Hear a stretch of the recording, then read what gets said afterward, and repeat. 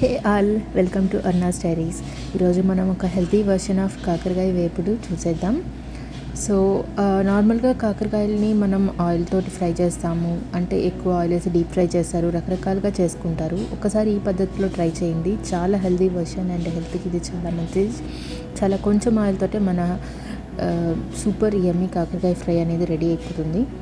ఏం లేదండి, కాకరకాయని ముక్కలుగా కట్ చేసిన తర్వాత స్టీమ్ చేసుకోవడం బాగా. కానీ మనం మంచిగా స్టీమ్ చేసి ఉడికించుకున్నామంటే చాలా తక్కువ ఆయిల్ తోటి, చూస్తున్నారు కదా, 1 స్పూన్ ఆఫ్ ఆయిల్ తోటి మనం సూపర్ యమ్మీ కాకరకాయ ఫ్రైని తయారు చేసుకోవచ్చు. టేస్ట్లో ఏమాత్రం మనం ఆయిల్లో ఫ్రై చేసిన కాకరకాయ వేపుడికి తీసిపోదు, సేమ్ దాంట్లాగే ఉంటుంది.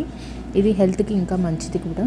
సో ఒకసారి ఈ విధంగా ట్రై చేసి చూడండి, మీకు తప్పకుండా నచ్చుతుంది.